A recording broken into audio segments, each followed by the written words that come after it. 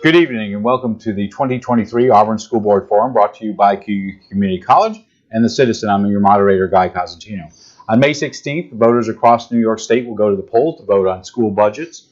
In the case of Auburn, there's a proposed budget of about a little over $100 million. That includes an increase of more than $8 million coming from Albany this year, on top of the $4 million that was sent for the current budget year for Auburn. The proposed budget does see a 1.99% tax levy increase, slightly below the 2.4 state mandated cap. Voters will also be able to go to the polls to vote for their local school board candidates from 7 a.m. to 9 p.m. If you have not registered, you do not have to be a registered voter, but you must be a citizen of the United States, at least 18 years old, and have lived in the district prior to 30 days before Election Day to vote. Voters can go to Casey Park, Wasco, and Seward schools, as well as the junior high school. As has been the tradition, the Citizen and the college have put on candidate forums for more than 20 years, including candidates for city council, Congress, the county legislature, mayor, sheriff, and the state legislature. 3 seats are up this year. Incumbent C.J. Calarco, who is filling a one-year term, Dr. Eli Hernandez, and Dr. Rhoda Overstreet Wilson are all up for re-election. Mr. Calarco and Dr. Hernandez are seeking re-election and are joined by a newcomer, Freddie Wilson III, on the May 16th ballot. Dr. Overstreet Wilson is not seeking re-election. Instead, she's running for the Auburn City Council and will be on the ballot this November. We're bringing you this forum with 2 of the 3 candidates who have filed and have had their petitions certified by the district as valid. Any candidate can participate. We make these offers within the board packet that is sent out with the petitions. In our studios today are both Mr. Calarco and Dr. Hernandez, who have agreed to participate in this 45-minute forum. Mr. Wilson has stated that he has a previous commitment and could not participate. I also wanted to introduce our longstanding questioner, Jeremy Boyer, the executive editor of The Citizen. He'll be asking the questions of the candidates today, and the candidates are sitting in the order of their opening statements, judged by, I think, mutual admiration versus a coin toss, but we will do it that way. But we're delighted to have both Mr. Calarco and Dr. Hernandez here. Welcome to the studio. Thank you. So we'll start with 2-minute openings. We're going to keep you to 2 minutes on that. We'll hear first from C.J. Calarco, who is an incumbent. Welcome. Okay, so yes, I am incumbent. This is my second year, I guess, running for the board. My last seat was only a 1-year seat because it was a fill-in role. I learned a lot. This has been a good time participating in this type of venture, I guess.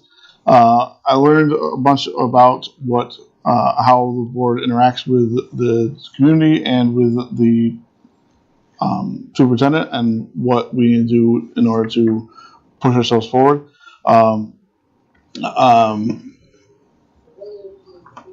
I went to school in Auburn. This is kind of a big give back for me. It's like paid position or anything. This is I do this. I've chosen to do this because I want to give back to my community that has given me the opportunity that I've had, and so that's why I'm here. Thank you, Mr. Calarco. Dr. Hernandez, you have 2 minutes for an opening statement. Good evening, everyone. I just want to thank Jeremy Boyer, Guy Cosentino, the folks here at CCC. Thank you for putting this on every single year. My name is Eli Hernandez, and I have honestly been on the board for completing my 12th year. And there is still work to be done. And that's the reason why I'm running one more time.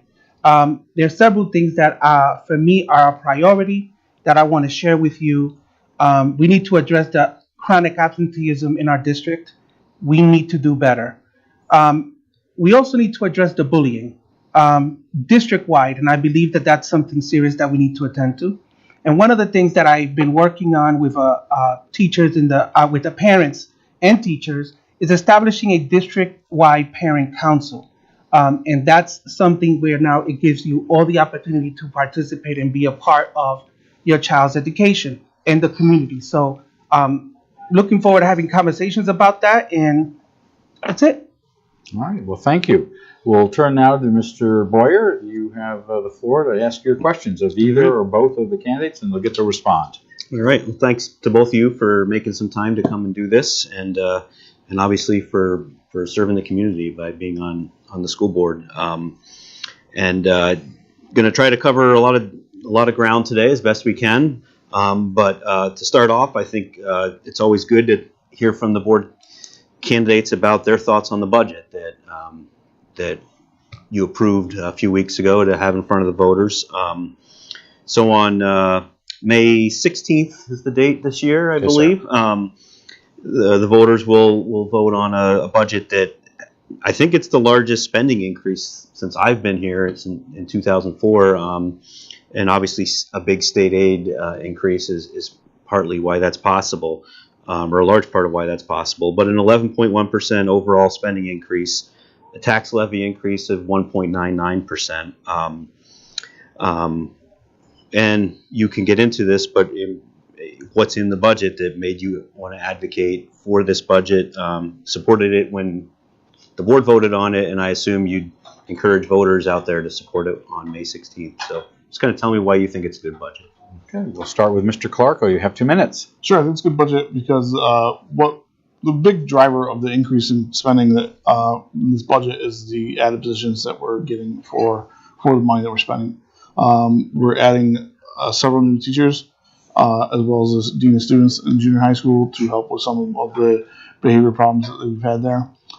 So several of those positions that we're adding are positions that were formerly covered over the federal, with the federal funds that came with COVID. So a lot of the money that we spend on new positions, or a lot of the money that we're spending on new positions, is coming from that. A lot of it's 11% is coming from that.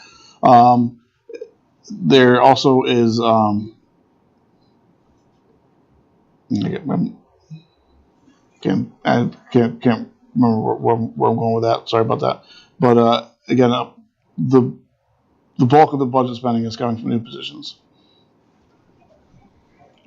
Mr. Hernandez, you have 2 minutes as well. Yeah, I'd like to echo what CJ shared. There are 13 positions that we have been able to have due to the COVID, right, through grants. Those grants are going little by little. They're gone. And so what we are doing this year is we're adding those positions under our budget because we need them. It's not because we want to, it's because we need them. So that's one. The other part that is extremely important for people to know is years ago, we cut the music program. I say we, but it was district. We had to cut the music program. Well, that's where they started. And in this budget, we'll be able to restore fourth grade music, which is a big deal. This is a sports town, but it's also a music town. And our kids need it. And if you see the amount of students that are participating in music, and it's just their home, it makes a big deal. So giving them the opportunity to expand, right, is great, or restore. Thank you. Mr. Boyer. Just to follow up on one issue with the budget, people tend to not write letters to the editor to say they love the budget. So take it with a grain of salt. But we've had a few letters from people that say, why couldn't you, with the increase in state aid, especially with the size of the fund balance, why couldn't you reduce that tax levy increase down a little bit, given inflation that's affecting all of us, and everything else that's going on? Why was the 1.99% tax levy increase? Why was it important to keep it at that number? Okay, we'll start with Dr. Hernandez. So the tax levy, the 2% cap is actually 2.32, and the board has for many years have gone to the maximum. And this year, based on the 8.1 that they should have given us about 10 years ago, and we received this year, we felt that we can come down, but still be able to maintain and restore some of the programming that we've had in the past. We do have a fund balance that little by little is dwindling down. We're putting 2.5 million into the budget as well. And so, I mean, that's very important if we look at it. And I know that as a taxpayer, I did have a conversation with a parent, and and she stated how it's difficult, and I understand that. But if we don't get the minimum of what the state is asking, which this is the first time we're coming a little bit lower. It's going to happen again, where we're going to be, we're not going to have money to be able to teach our kids. And that's a problem. And so, it's better to go little by little than to go nothing for the next couple of years and then have to, for the sake of surviving, have to go to some ridiculous amount. Okay, thank you, Mr. Hernandez. Mr. Calarco, your thoughts on this issue that's come up between the state budget giving $8 million to Auburn versus doing the tax levy at 1.99. So again, the $8 million helps cover some of the positions that we're adding, but the 199 additional levy that we're seeing there, we can't just leave money on the table. Essentially, as a school district, if you don't increase the levy at all, that's great for the taxpayers at one time. But what ends up happening is you get further along, and as Eli had mentioned, you get to a point where there's no money. You can't raise the budget enough. All right, the max cap at 2.4 that we would hit, or 2.32, is eventually going to be too low of an increase to cover the cost that we have as districts. The increase in cost is also applies to us as districts as well, right? So, it's tough for homeowners because it's what it is. It's just tough, but it's tough for the districts as well. There's increased costs on our side as well. So it's not the max, right? We did go down to 199, which is a significant portion amount less than what it could have been. Withstanding is zero, no, but it is lower than 2.32. Okay, Mr. Boyer. Okay. I'd like to address the graduation rate and basically get your thoughts on, first of all, where we're at, and secondly, what ideas or what actions you think remain in the toolbox to try to improve it. Just for background, the most recent year the state released the data was for the August 2022 cohorts. It was 74% for the high school, down from 77 the year before. Both years, Auburn has consistently been below the state average, which I think has been a goal to get above that. So I guess the questions behind all that, behind those numbers for both of you are, I guess, first of all, how do you feel about the rate? And secondly, what do you, as a school board, think you can do to help foster improvement? Mr. Calarco, you go first on the graduation rate. Sure. The rate is definitely lower than what we as a district obviously want to see, right? We'd like to see it be as high as or higher than state average. One thing that we're going to do, we're in the process of adding pathways to graduation for new students, or not just new students, but students in general. As music engineering program is a thing that we're adding for them for a path to graduation. I think that we need to recognize more pathways in general as graduation goes for students that just excel in different areas. Right now, we kind of have the state board of regents that seems like they're maybe swaying a little bit on the graduation testing requirements on the core subjects, and we'll see where that ends up going. But I think that some students here have some opportunities to be successful that we don't necessarily recognize as graduation, and I find that to be a problem for us. Thank you. Dr. Hernandez, on this issue of the graduation rates. Well, 74, I don't believe that that's great. We've been higher. We could be higher. We should be. But we do have a problem. Chronic absenteeism plays a role. If you're not in the seat, you're not learning, and therefore you're not going to be graduating. So that's number one. That's a big issue that has gotten, worse. And that's, I believe, one of the first things we need to tackle above anything. If you're not in the seat, we can't teach you. Number one. I will tell you that, being an administrator as well, you look at the August graduate, you have some kids that need 4.5 years, not just that, not just the August, right? And the state doesn't count that. right? That goes on, and so you would only report what you have, but we know that there's more. And so at the end is we get the kids to cross the stage. We could definitely do better. One of the things that we started, I think it was last year, was the graduation coaches. And with that, we've been able to try to support some of the kids and be able to target some of the kids that we are concerned about. And so that's one thing. I will tell you that I did take a tour because I'm the board link along with Mateo Baralota to the high school. And we walked into one of the rooms where the graduation coaches were, and it was just so great. It was organic. The kids were learning. The kids were working. And that's what we're trying to do. It will take time. Unfortunately, it's not going to be like this. But I believe we could do better. And I think we're taking some of the steps to get there. Okay. Well, Mr. just Boyer. to follow up, and maybe you can elaborate, both of you can elaborate on the absenteeism question, because it's not just an Auburn issue. If you look at the statewide chronic absenteeism rate, 2019 it was like 20%, and now it's, I think, almost double that. And so a lot has happened because of the pandemic, and I think we're struggling to get that full participation back.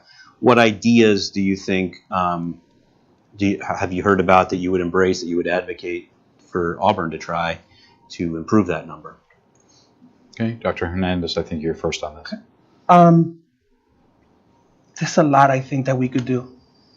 And I think we're doing it little by little, but we do need to take a step back and really look at where is the chronic absenteeism coming from, right?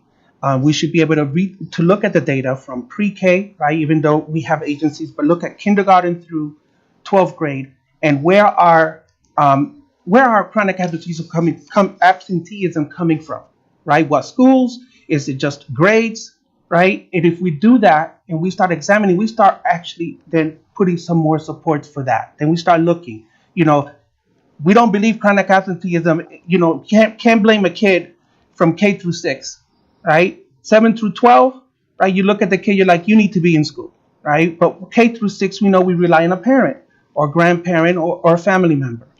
And so when I said about creating the parent council, the district parent council is important because we do need to bring parents in the fold. COVID has done an enormous amount of problem, right? We know that. And it has doubled, in my district just as well. Like, I get it.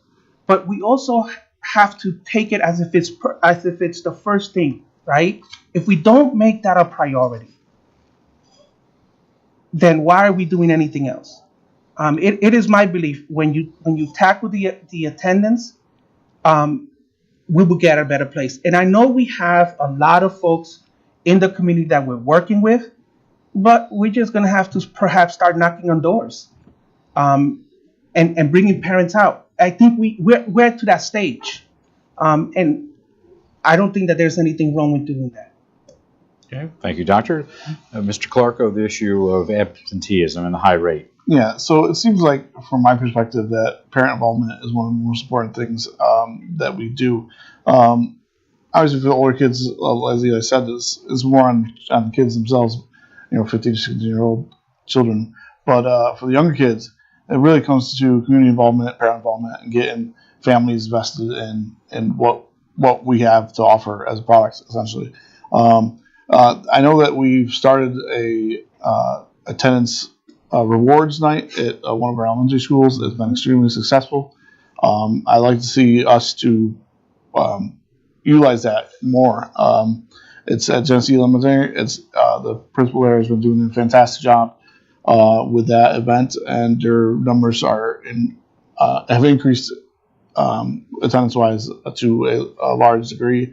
I can't give you the exact numbers off the top of my head, but they've had, again, I can't make up the numbers, so I don't want to make up the numbers, but a large increase in attendance from students of all ages. What it is the kids get to come in with their families in the evening and participate in an event that just rewards them for being to school every day. And I think that's a great program. We'll see more of that. Thank you. Mr. Boyer. One other little tangent. I don't know if it's tangent, but it related to absenteeism. Different places, different counties around the state look at it in different ways when it comes to absenteeism in the law. And I'm not familiar with Cayuga County and the district attorney's office and law enforcement getting heavily involved in that. But is that something that you think should happen when it gets to the absentee rate that skirts on violating the law? Mr. Calarco, this issue of involving law enforcement. That's a tough one. I guess it depends. Which situation that you're in. Getting law enforcement involved in the school is never really where we want to go. That's never really the path that anybody really wants to go on. But yeah, it's at some point it may be a thing you can do. Again, the path that people, including kids, go down in the school setting, having law enforcement get involved is never really what we want to do. But again, it's a case-by-case basis. Okay. Dr. Hernandez, on the issue of bringing in law enforcement to deal with the absenteeism issue. My first answer is no. Absolutely not. And I'll tell you why. It's about relationships. That's what it's all about. It is about relationships, right? If I'm the building principal and I have parents who are out, I'm going to develop a plan and I'm going to try to go knocking on the doors, right? Yes, law enforcement at some point in the far distance, if we can't get anywhere and it's a CPS case, it's a concern for abuse or anything, absolutely. But that is not should not be the first thought, right? In Cayuga County, we have the ability, right? I believe we have the ability as a community to be able to bring kids back into school, to support each other, to support parents, right? We have some parents who are working 2 to 3 jobs. The transportation issue last year wasn't helpful, right? Sure. And so those are the things that we're bouncing back from, and we need to do a better job. I think you probably did it to jack me up, but I don't believe that the police department or law enforcement should be included in any of this at this time. We haven't even scratched the surface on the things that we can do as a community. So, thank you. Before moving on to your next question, we just want to let viewers know that we are just about the halfway point of our 2023 Auburn Large School District Forum. We have in the studio with us C.J. Calarco and Dr. Eli Hernandez, who are both incumbents running for re-election. One of the other individuals running on the ballot is Freddie Wilson III. He is unable to join us today, but there are 3 seats open, and Mr. Boyer of the Citizen, the executive editor, is asking the question of the candidates. Mr. Boyer. Okay. Unfortunately, one of the reasons I think we'd all acknowledge that some kids aren't coming is safety and bullying, and they don't feel safe coming to school for whatever reason, and that's not just Auburn. That's universal. That's a big problem that a lot of schools are dealing with, and I'd just like to hear from you on Auburn school safety and bullying management, I guess, and how you think we're doing at each level, elementary, junior high, and high school, because each level really has different sets of challenges because of the age and maturity of the students. So kind of walk me through how you see it from your perspective, and as part of that, what kinds of things you think can be done to help ensure a healthy educational environment for all students. Dr. Hernandez, you're up first. You have 2 minutes on this issue of bullying at all levels. It's a big problem. And you asked how is it in the levels. The biggest concern that we have is the junior high. We know the amount of fights that have taken place. I will tell you that the administrative team is working very hard, right? I know firsthand. My wife works there, and she tells me, right? So we can't say it's administration. We can't say it's teachers. Then what's left? Right? We need to start working with the kids. I believe that, having assemblies, right? When I was a principal, I had assemblies. If there was an issue, I addressed it. right? We made sure that the kids understood that in our school, in our district, this is the way we operate. If you're choosing, right, to operate in a different way, that would be outside of the building, right? And so I think that we're not there yet. I think that I'm going to tell you, I think some folks are scared to address it, the parents and the concerns. That was the first thing I did when I was principal. I addressed the parents, hey, come on, let's have a conversation. And that's where that goes back to the relationship piece, right? And so the suspending every single time doesn't work, right? I'm not saying we shouldn't do it. You have to, everyone says you do the crime, you pay the time, you do the time. We do need to address it. But if I continue to suspend you over and over and you seem to say, hey, it's a nice way to do it, what's that going to get us? And long-term suspension doesn't even help at all. That actually hurts our chronic absenteeism, right? So I think there needs to be a task force that is looking at our code of conduct, that is not afraid to put some things in place and hold our kids accountable, right? But then we also got to teach them. Right, so it's kids running down the hallway. You don't suspend them. You have the conversation. Do you know how to walk? Come back. Show me how to walk. Even in the junior high, you don't have that issue in the high school, but you have it in the junior high. So you make them walk. Come teach me. Show me that you know. Those are the things that I think that we can do, and I can only say that because of my experience outside of this district, right, where our population, our work was at the rate that we're here. And we've been able to do a whole lot better with that, right? So I just think that we could do better. I'm very concerned about the bullying. Very concerned. I've seen and heard things that are disturbing that I would say should have never been happening here. Thank you, Doctor. Mr. Calarco, 2 minutes on the issue of bullying. Yeah, so the bullying thing is definitely a problem. From the young kids to the older kids, as you see in different levels of school, it's different. The behavior is different. But junior high school seems to be our biggest problem. I totally agree with Mr. Hernandez or Dr. Hernandez on that.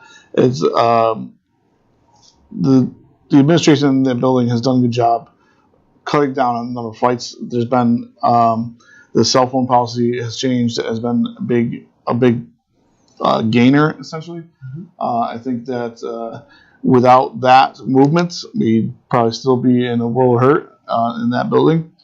So that's one thing that's helped a lot. For the higher age kids, it's more difficult because you can't just take cell phones away. It doesn't work like that at the high school level. Maybe individual teachers could do something about that for phones being problems in the rooms, but even then, taking away the technology from the kids is harder and harder every day. We got watches now; they're cell phones. Essentially, it's just really difficult to take that kind of stuff away. Again, it's all about building relationships, as that's the key to education to begin with. So I think there's got to be a way to do some kind of practice restorative circles, something like that, and that levels to restore relationships that kids have with the staff and the other students in the building at that point in time. Hey, Doctor, you have another minute if you'd like. Yeah, the other part that's, you asked thinking outside the box. One of the things that we have to recognize is we have kids coming from 5 elementary schools into 1 school, okay? 2 grades, puberty stage, 7th and 8th grade. Maybe we should consider a different configuration, right? We used to have 6, 7, and 8, 2 buildings, right? Being able to then go to 1. And I don't know that the 7th and 8th grade being together in 1 school, or even that configuration of that's the only place you go, is the best thing for our kids. Thank you. Mr. Boyer. Okay. The question that kind of touches on Mr. Calarco's experience here as becoming a member of the board, how to handle vacancies, because I don't remember how many you've had, Eli, since you've been on the board, but over the years I've been here, I've seen them handled in a variety of ways, and when you do it in a variety of ways, sometimes you open yourself up to looking like it's at the convenience of the board as opposed to what's in the best interest of the public. So I guess, hopefully you guys get on and there's no vacancies to deal with over the next year. But in the event that there would be, what do you think is the right way to approach a board vacancy? What factors do you have to consider, and what's the there's 2 or 3 different options you can choose, and whether appointing to fill, leaving it empty for the until the election like they did with you, holding a special election as an option. So what do you think should go into making that decision? We'll start with Mr. Calarco. Yeah, so that one I think is a relatively easy question. We should just have a policy to deal with this that's the same, right? It was same every time. Then you don't have to really worry about it being inconsistent or being looked at as being favored one way or another. I think we should just have a policy for dealing with vacancies, and that's that. Okay. Dr. Hernandez. That's a good idea. We should really look into that to the policy committee. And so there's, you mentioned there's several ways. One of the ways that, it doesn't matter which way we do it, Right. It's not going to please everyone. Right. Okay? So it's about what's in the best interest for our kids. It's not political parties, it's none of that. Right? What's in the best interest? And so we've done it a couple of times, different ways, right? One time we started getting people to apply and give us information, and I think that's how we had Fred, forget his last name. Cornelius. Yes, Fred Cornelius, right? And then we had another vacancy where the choice was, could we go out and do a special election? We can. It costs money. So we're about to dish out another $3,000, $5,000 for a special election. In this case, it's a year out. And so those are the things that we have to take into consideration. It's all 9 of us, or 8 of us, or 7, whoever's left, and in consultation with the lawyers on what is best for us to do, is what's going to take, that's always going to happen. Next time, if it happens, God forbid, but if it happens, we'll probably decide on a different way. So I think maybe a policy might be, if it's legal for us to do, might be something that we can, consider. If you don't mind, Please. you could go multiple ways with your policy. It doesn't have to always be the same. If there's 30 days left, I feel like it's silly to try to run a special election. You can fill a seat at that point. And if we're going to be on election in 30 days, or versus if there's 2.5 years left, right? We can make up a policy that is fair and is the same every time. Mr. Boyer. Let me throw another one at you related to the board makeup, and because I've seen this in a few. I'm not sure if I can think of an example locally yet, but I know I've seen it around the state. More and more boards are reducing their seats, and Auburn is a fairly large board at 9 compared to the ones around here. Obviously, being a larger district too. But do you think a 9-member school board is the right size for Auburn, or do you think it's worth considering a reduction? Down to 7, something like that, or 5. I think you always have to have an odd number, obviously, to break ties. But any thoughts on the size of Auburn's board? Mr. Calarco, you'll go first on this one. I haven't really had thoughts on the size of the board before, to be honest. It's not something I've really considered. I think that it's fine. I don't see a reason to change it. Again, I haven't considered that as likelihood at all. I know that the district that I work in has a 7-member board. It definitely seems to be a good size there. 7, 9, I think it's pretty close to each other, and it's not like one way better than another.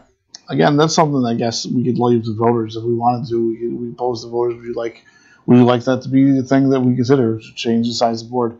But overall, I think 9 is fine. I have no problem with that.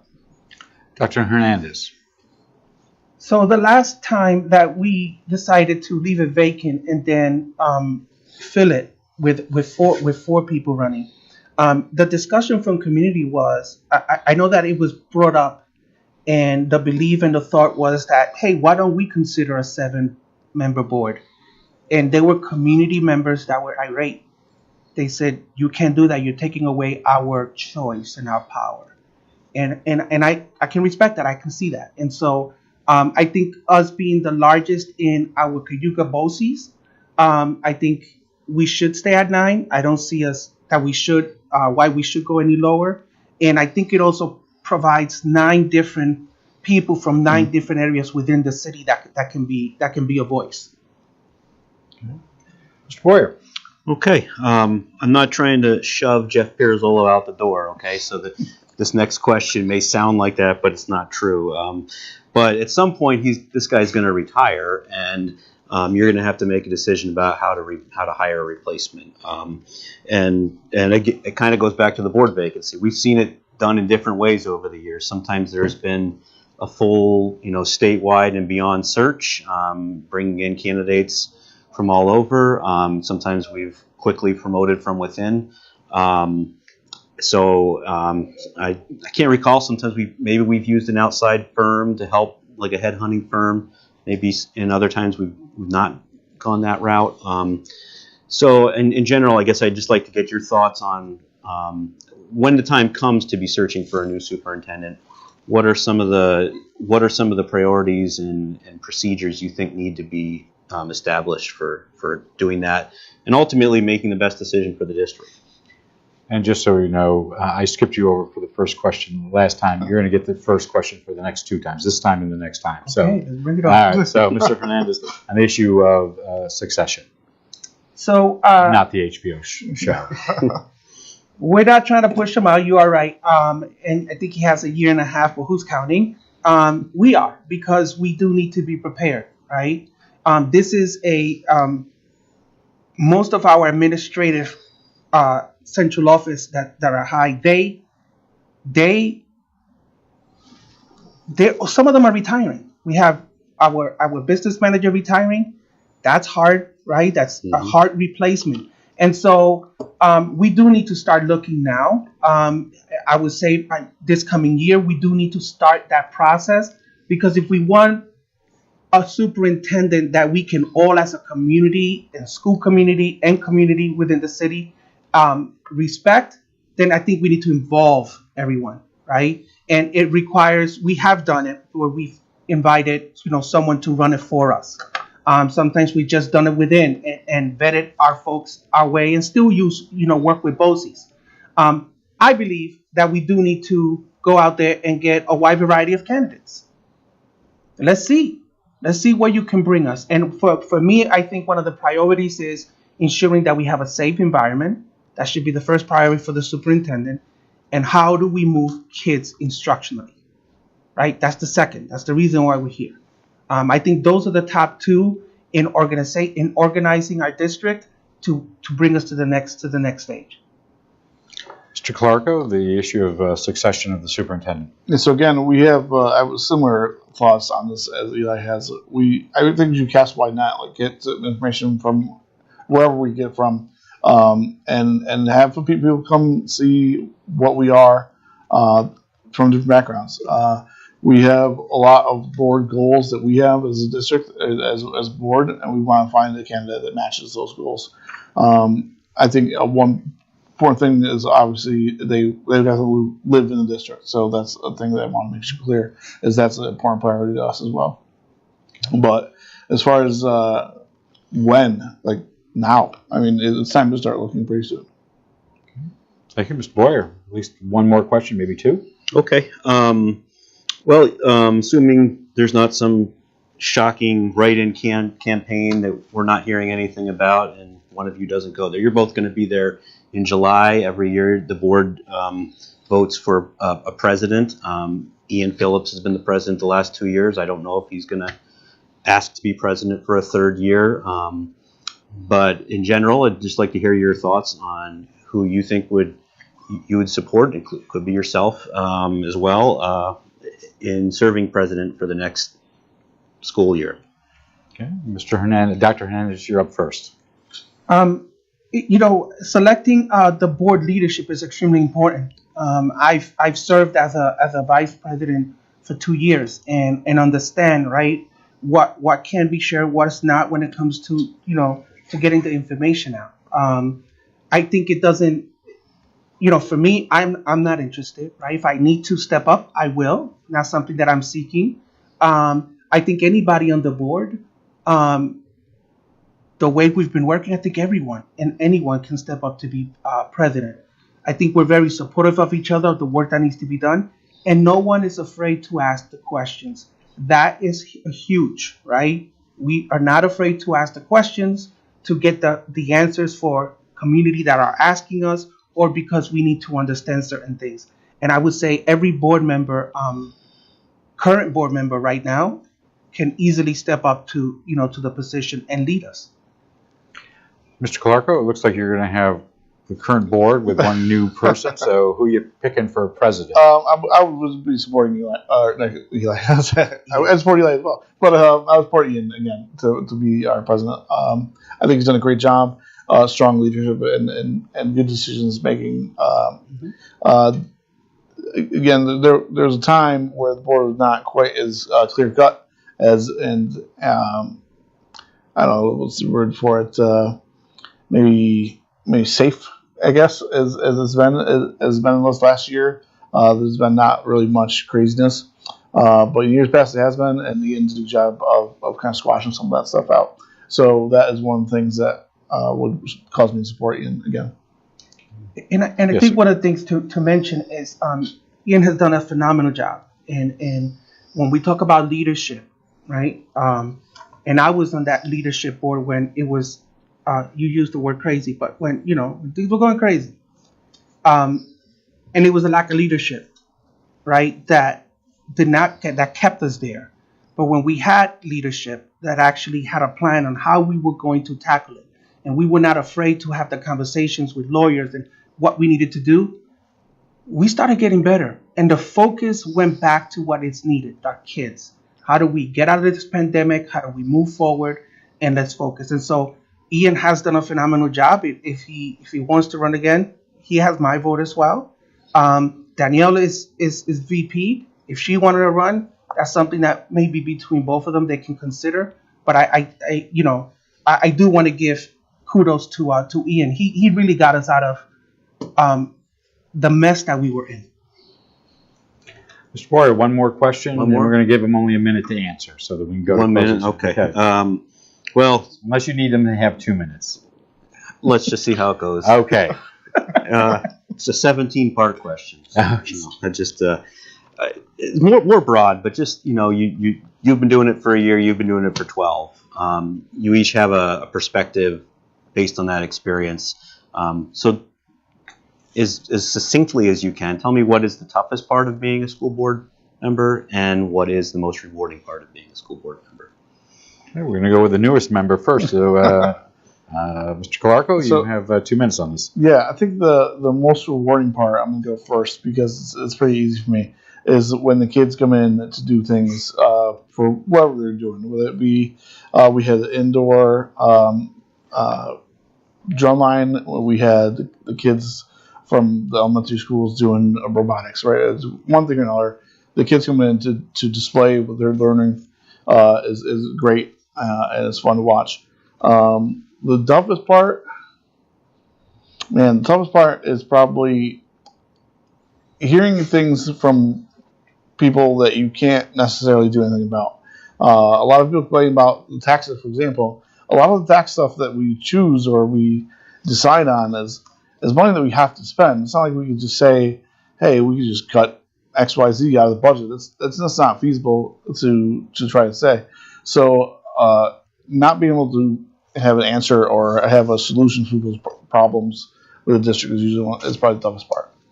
Dr. Hernandez, you get the last word on this. So for me, the rewarding part is exactly what CJ said, which is the kids coming in every time. That's what makes the meeting worth it, right? Because there's a lot of work that the other part is just graduation. It's just when you're sitting there and you're looking at all these beautiful kids walking down the aisle, excited parents. I mean, you have a whole bunch of community people that show up, right? This is not just an Auburn family. This is everyone. That is like the goal. That is above all the most exciting day, because we see them cross. What is difficult as a board member is that, for me as a board member, is that I see certain things that could be better, but it's not my job as a board member, right? And to share the ideas and thoughts to try to get us to a different place, because it's been proven where I currently work, right? We've seen it. So for me as a board member, that's the difficult part, because I see that there's a path that we should consider, but I'm not the chief, right? I'm not the CEO. The superintendent is. And so when I share it, the goal is that we can get us to a better place. And so it's sometimes hard, because it's like, let's get moving on certain things. And we all, as board members, need to know what our role is, right? We hire, we dismiss, right? We work with the superintendent, we approve budgets, right? Those are the things that we do. But sometimes it's like, come on, we could do this. Let's go. Let's get out of this hole immediately, because it becomes a problem. And that's, for me, that's the difficult part as being a board member for the past 12 years. Thank you. Mr. Boyer, thank you as always for your questions. 2004, huh? You're almost going on your 20th year here. Maybe it's 2006. Okay, I was thinking you're closer to 70. So thank you again for your thoughtful questions. We're now going to turn to both candidates for your 2-minute closings. We'll start with Dr. Eli Hernandez, who is an incumbent. I hope the community gets to hear this and watch this, and ask the questions that you may have. I'm going to talk a little bit about the budget. It is imperative that we pass this budget. We've done it, and the community always shows up to do what's best for our kids. And having 2 music teachers coming in to really help and support the kids in 4th grade music, instrumental is huge. To have 5 STEM teachers is a big deal, right? When Micron is coming, right? All of these things, we have to prepare our children. This is what this budget has. I ask for your support for the 3 people that are running, and if there's anything that you need to voice, the board is always there, right? You could come in and ask the questions, and we're working on trying to make sure that you get the answers. So I hope you really come out and vote for the budget and for the board members. That's the most important part that we need at this point on May 16th. Thank you. Thank you, Doctor. We'll now hear from also an incumbent, CJ Calarco. Mr. Calarco, you have 2 minutes. So again, the same important type of things that Dr. Hernandez has gotten to is please come out and vote for this budget. It's a little bit different this time. There's not a contested race necessarily, so it's less likely that people come out and vote for that type of event. But it's important to get to make yourself heard as a community member. So come out, vote for the budget. We're proud of this budget. I think it's a good budget, and support us as candidates. That would be great. But it's important that you come out and make your voice heard on the budget, right? We want to know what you think about it. So please come out and support the budget. That's about it. Thank you. Thank you both for putting yourselves out there on the campaign. Not always an easy item, but we thank you for running and wish you good luck over the next week. Election day is just a week from today on the 16th. Voters can go to the polls from 7 to 9 at the Auburn Junior High, Wasco Elementary, Seward, and Casey Park. I apologize for that. And I also want to thank Mr. Boyer for his thoughtful, as always, questions, and always a pleasure to have him here in the studio. We also want to thank Michelle Shelley Major of the Auburn School District, who is always very helpful in getting us information out to the candidates, helping us schedule them in, also chasing them down on occasion to make sure they did get all the information.